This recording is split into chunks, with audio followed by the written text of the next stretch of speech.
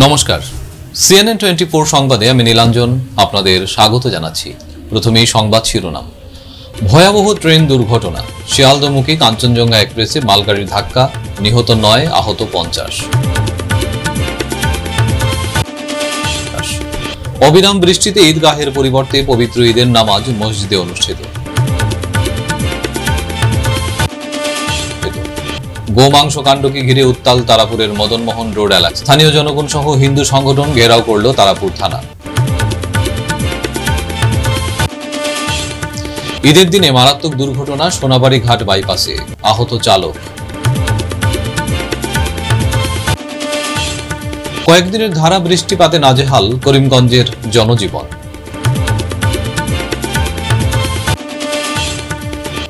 এবারে সংবাদ বিস্তারিত। ফের ভয়াবহ ট্রেন দুর্ঘটনা, শিয়ালদহমুখী কাঞ্চনজঙ্ঘা এক্সপ্রেসে মালগাড়ির ধাক্কা। দুর্ঘটনাটি ঘটে দার্জিলিং এর রাঙাপানি স্টেশনের কাছে। ইতিমধ্যে জানা গেছে দুর্ঘটনায় মারা গেছেন মোট 9 জন। তাদের মধ্যে 4 জনের পরিচয় পাওয়া গেছে, 2 জন চালক, 1 জন রেলগার্ড এবং অন্য 1 জন আবগারি বিভাগের সাব ইন্সপেক্টর। বাকি 4 জনের পরিচয় এখন পর্যন্ত জানা যায়নি। অন্যদিকে আহতদের সংখ্যা বেড়ে দাঁড়িয়েছে 50। 41 জনকে হাসপাতালে ভর্তি করা হয়েছে। এদিকে পূর্ব রেলের সিপিআরও কৌশিক মিত্র জানিয়েছেন, মোট মৃত্যু 8 জনের, তাতে 2 জন লোকো পাইলট ছিলেন, তারা মারা গেছেন। 1 জন গার্ড মারা গেছেন। এখন অবধি রেলের এই 3 জনের মৃত্যুর খবর পাওয়া গেছে। এদিকে আরো 5 জনের মৃত্যুর খবর পাওয়া গেছে, তাদের নাম জানা সম্ভব হয়নি।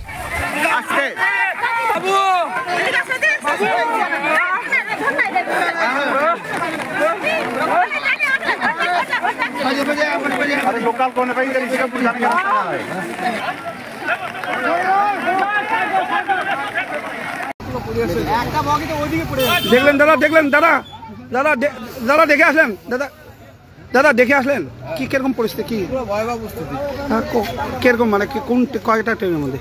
এই যে মালগাড়ি আর ইয়ে তোমার কাঞ্চনজঙ্ঘা প্যাসেঞ্জার ট্রেনের সাথে খুব ভয়াবহ পরিস্থিতি। কত আহত? কত প্রচুর প্রচুর আহত, প্রচুর নিহত প্রচুর। এখন তো বোর্ডে ওখানে পড়ে আছে। হ্যাঁ, এখন অনেক বোর্ডে পড়ে আছে।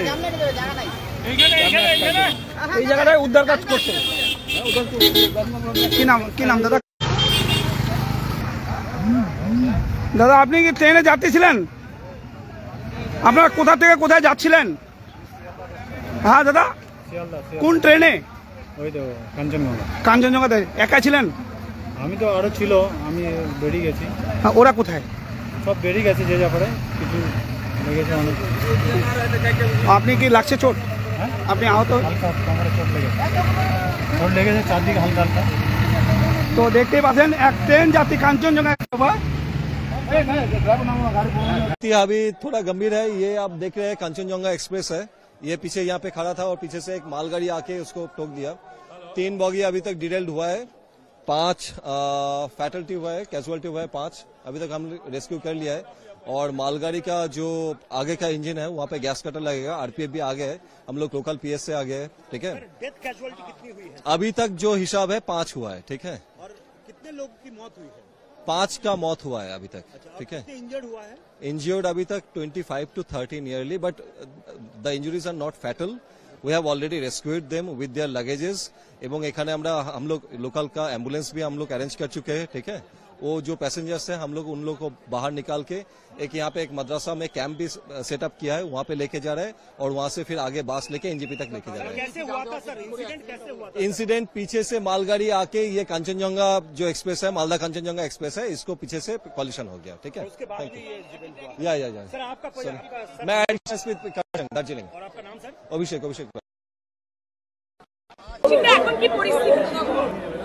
এইমাত্র আমাদের কাছে সিপিআরও নর্থ ফ্রন্টিয়ার রেলওয়ে তরফ থেকে যে খবর এসে পৌঁছেছে, তাতে যে 2 জন লোকো পাইলট ছিলেন তারা এক্সপায়ার করেছেন, আর গুডস গার্ড তিনিও এক্সপায়ার করেছেন। এই 3 জনের ক্যাজুয়ালিটি আমাদের কাছে খবর এসে পৌঁছেছে। আর আরও 5 জনের একটা খবর পাওয়া যাচ্ছে, সেই 5 জনের নাম আমরা এখনো পাইনি। যে মুহূর্তে পাবো আপনাদেরকে জানিয়ে দিতে পারবো। প্যাসেঞ্জার থাকার সম্ভাবনা প্রবল, তবে তাদের নাম এখন আমরা পাইনি। যতক্ষণ না পাচ্ছি তারা কি প্যাসেঞ্জার না প্যাসেঞ্জার নয় সে কনফার্ম আমরা করতে পারছি না। যে মুহূর্তে জানতে পারবো আপনাদেরকে জানিয়ে দেবো। আসছি লোকো পাইলট যে দুজন মারা গেছেন তাদের নাম আমি জানিয়ে দেবো একটু পরে। আর একজন যে দুজন আমাদের রেলকর্মী ছিলেন এই গাড়ির চালক তাদের মৃত্যু হয়েছে বলে সিপিআর ও এনএফ রেলওয়ে আমাদেরকে এখনই জানালেন। আর একজন হলেন গুডস গার্ড যে ওই গার্ড যিনি ওই ট্রেনের 3148 কাঞ্চনকন্যা এক্সপ্রেসে ছিলেন। এই তিনজন রেলকর্মীর মৃত্যুর খবর আমাকে সিপিআর ও এনএফ রেলওয়ে দিয়েছেন। আর বাকি যে 5 জনের মৃত্যুর খবর পাওয়া যাচ্ছে তারা প্যাসেঞ্জার কি প্যাসেঞ্জার নয় সেই ডিটেলস আমি যখনই পাবো আপনাদেরকে জানিয়ে দেবো। হ্যাঁ, তার মানে 5 জন এই মুহূর্তে ক্যাজুয়ালিটি। অবিরাম বৃষ্টির কারণে ঈদগাহের পরিবর্তে পবিত্র ঈদুল আজহার নামাজের জামাত মসজিদে অনুষ্ঠিত। বৃষ্টি উপেক্ষা করেও নামাজের জামাতে মুসলিমদের উপস্থিতি ছিল চোখে পড়ার মতো। সোমবার সকাল 8টায় মেহেরপুর পুরাতন জামে মসজিদে ঈদের নামাজ অনুষ্ঠিত হয়। এছাড়াও স্থানীয় আরও বিভিন্ন মসজিদে ঈদের নামাজ অনুষ্ঠিত হয়েছে। মেহেরপুর ঈদগাহ ময়দানে ঈদের জামাত সকাল 8টায় অনুষ্ঠিত হওয়ার কথা থাকলেও সেটি বাতিল করা হয় বৃষ্টির কারণে। ঈদের নামাজ শেষে দেশ ও মুসলিম উম্মাহর শান্তি কামনা করে দোয়া ও মোনাজাত করা হয়। ঈদের জামাতের ইমামতি করেন শিলচরের বিশিষ্ট ইসলামিক বক্তা হযরত মাওলানা আব্দুল ওয়াহিদ সাহেব। নামাজ শুরু করার আগে ঈদের তাৎপর্য নিয়ে বক্তব্য রাখেন তিনি।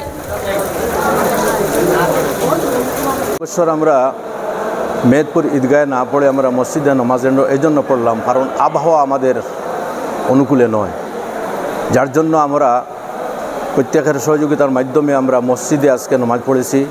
আর এই নামাজটা শান্তিপ্রিয়ভাবে সুন্দরভাবে সুষ্ঠু হয়েছে, কোনো অসুবিধা নেই।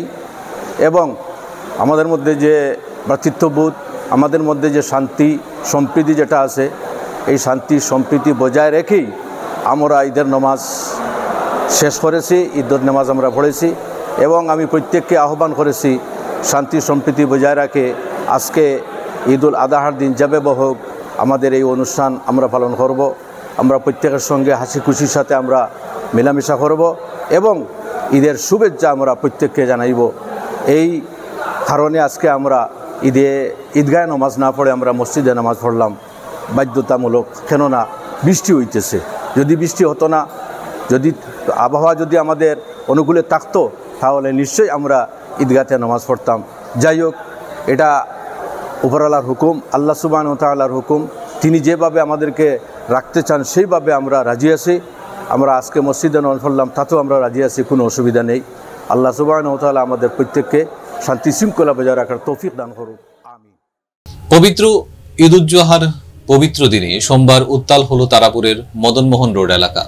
একজনের ঘরে গোমাংস উদ্ধারের ঘটনাকে কেন্দ্র করে এলাকায় তীব্র চাঞ্চল্যের সৃষ্টি হয়েছে। খবর পেয়ে বিভিন্ন হিন্দু সংগঠন এলাকায় উপস্থিত হয়ে অভিযুক্তকে গ্রেফতারের দাবি জানান। এদিকে স্থানীয় মহিলা সহ পুরুষ রাস্তায় নেমে প্রতিবাদ সাব্যস্ত করলে পরিস্থিতি জটিল আকার ধারণ করে।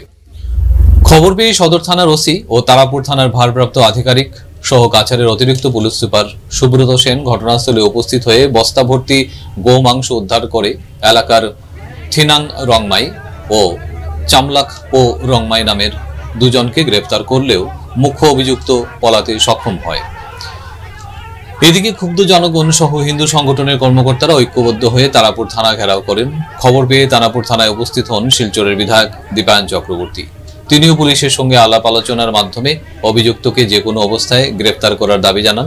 এদিকে হিন্দু সংগঠনের কর্মকর্তারা তীব্র ক্ষোভ প্রকাশ করে জানান, গোমাংস কাণ্ডের ঘটনাকে কখনো মেনে নেবে না তারা। অভিযুক্তকে শীঘ্রই গ্রেফতার করা না হলে পরিস্থিতি ভয়াবহ রূপ নেবে বলেও হুমকি দিয়েছেন তারা।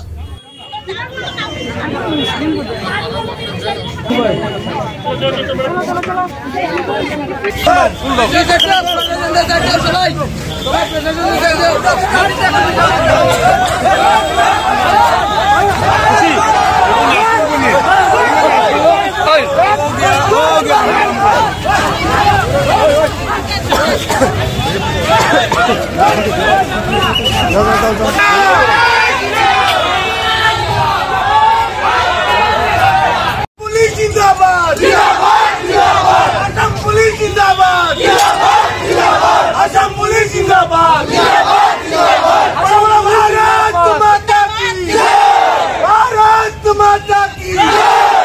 আমি 3 তলার উপরে। হ্যাঁ, তা আমি কই কোন ছেলেরা এত আইয়ে নামলো, এরকম এতটা ছেলে নাগাভর্তি গেছে, কি করতে গেছে। এরপর আমি অনেক সময় পরে যখন বেশি হাল্লা চিল্লা হয়েছে তখন আমি নিচে এসেছি। নিচে যাওয়ার পরে হ্যাঁ শুনছি যে এরকম এখানে গরু কাটা হয়েছে, এরকম মানে এরকম। তারপরে আমি পাড়ার সবরে ডাক দিচ্ছি, মদনমোহন রোড।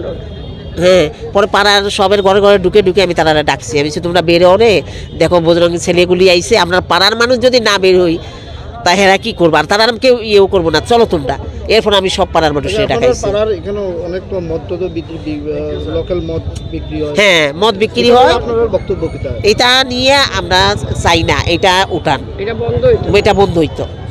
এটা আমরা অনেকবার ডিসির এইখানে গেছি, এইখানেও আইছি, বহুত এসপির কাছে গেছি, কিন্তু কোনো তাতেই কিছু হয়েছে না। এখন আপনারা দয়া করে এইটা উঠানোর চেষ্টা করেন। আচ্ছা, আপনারা কি বুঝতে পারছেন যে মানে এই গলিতেই কি কাটা হয়েছে কি? আজকে হ্যাঁ, এটা কি বাইরের থেকে আইছে না এই গলিতেই কাটা হয়েছে? বাইরের থেকে নিয়ে এই গলিতেই কাটছে, বাইরের থেকে নিয়ে এই গলিতে কাটছে। এক্স্যাক্টলি ঘেরাও না, এখানে আমাদের বজরং দলের ভাই বন্ধুরা এখানে উপস্থিত হয়েছেন। ওনারা খবর পেয়েছেন যে তারাপুর আগে পিএল রোড বলা হতো, এখন এটা মদনমোহন রোড নামে আমরা জানি। এই মদনমোহন রোডে আমরা গরু স্লটারিংয়ের আমরা খবর পেয়েছি। এই খবর পেয়ে বজরং দলের ভাইরা এখানে এসে উপস্থিত হয়েছেন। ওনাদের ভাষ্য অনুযায়ী তারা হাতে নাতে এই বিষয়টাকে ধরেছেন। ধরার পর স্লটারিং যে হচ্ছে সেটা তারা দেখেন, কিন্তু গরুর মাংস বা গরুর বিভিন্ন জিনিস এখানে একটা বস্তার ভেতরে ঢুকানো হচ্ছে, তারা সেটা দেখতে পেয়েছেন। সাথে সাথে পুলিশের সাথে কমপ্লেন করেছেন, আর যে বাড়িতে ঘটনা হয়েছে ওই বাড়ির যারা ছেলেরা ছিল তাদেরকে ধরার জন্য পুলিশকে তারা রিকোয়েস্ট করে, কিন্তু পরবর্তীকালে এই পুলিশ সেটাকে গিয়ে উদ্ধার করেছে। কিন্তু এই মুহূর্তে সেটা ঘেরাওয়ার ব্যাপার না, ওনাদের আর্জি নিয়ে এসছেন যে যারা এই কাজগুলো করেছে ইমিডিয়েটলি তাদের পানিশমেন্ট হতে চাই, তাদেরকে অ্যারেস্ট করা দরকার। আজকে আমরা এই উকিল বাজারের যে ঘটনা হয়েছে আমরা সবাই দেখছি যে আমরা গোমাতারা কীরকম নির্মমভাবে হত্যা করছে এই বিনধর্মীর মানুষরা। তার সঙ্গে সঙ্গে আমরা আসাম পুলিশে তথা তারাপুর থানার আইসি স্যারে আমরা কল করছি। আইসি স্যার এই জায়গাত উপস্থিত হয়েছেন, হওয়ার পরে আসামি গ্রেফতার করছেন। আমি ধন্যবাদ জানাই কাছাড় পুলিশে। এবং বিগত এই ঈদের 2 দিন আগে আমরা দেখতে পাচ্ছি যে আমরা শিলচরের এসপি স্যার এবং সব পুলিশরা মিলিয়ে যেভাবে আমরা লোকে বজরং দলের লোকে কোঅপারেট করিয়া আমরা গৌমাতারে রেস্কিউ করছি, তার থেকে আর বড় কিছু হইতে পারে না। তার লেগিয়া আমরা আজকে আসাম পুলিশ তথা কাছাড় পুলিশে শিলচরের এসপি স্যারে আমরা ধন্যবাদ জানাই। আর আমরা আশা করবো আগামী দিনেও তারা আমরা লোকে থাকবা এবং এই হিন্দু সমাজের লোকে কাজে জড়িত থাকবা। ঘটনাটা হয়েছিল আমাদের কাছে দুপুর 12টার সময় খবর আসলো যে এরকম উকিল বাজার মদনমোহন লেনের মধ্যে গরু কাটাওয়ার গৌমাতারে হত্যা করার। তখন আমরা ইমিডিয়েটলি জায়গাতে আইসি, আওয়ার পরে আমরা স্যারের সামনে আসামি সমঝাই দিছি। তারপরে একটা কিতা নিজের মধ্যে মতভেদ হয়ে গেছিলো, তারপরে স্যারে তারা রেস্কিউ করছেন, রেস্কিউ করিয়ে আনিয়ে এখানের মধ্যে তারা আজকে অ্যারেস্ট করছেন। ঈদের দিনে মারাত্মক দুর্ঘটনা সোনাবাড়ি ঘাট বাইপাসে। সোমবার সকাল 11টা নাগাদ শিলচর রামনগর থেকে বাইপাস হয়ে সোনাবাড়ি ঘাট যাওয়ার পথে একটি অল্টো গাড়িকে অপর দিক থেকে আসা একটি ট্রিপার গাড়ি পাশ কেটে যাওয়ার সময় অল্টো গাড়িকে দুমড়ে মুচড়ে পালিয়ে যায়। অল্টো গাড়িতে চালক একা থাকায় বড় ধরনের বিপদ থেকে রক্ষা হয়। তবে চালক যিনি ছিলেন তার মাথার পেছনে, পায়ে এবং বুকে মারাত্মক চোট লেগেছে বলে জানা যায়। চালকের নাম সানাই মিয়া চৌধুরী, বাড়ি রামনগর 6ষ্ঠ খণ্ড।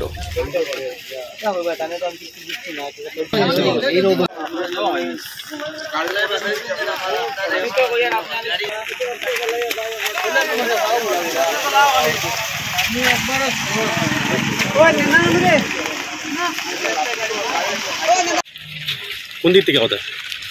আমি তো শিলচর রামনগর থেকে বাইপাস রোড হয়ে আইতে আসিলাম।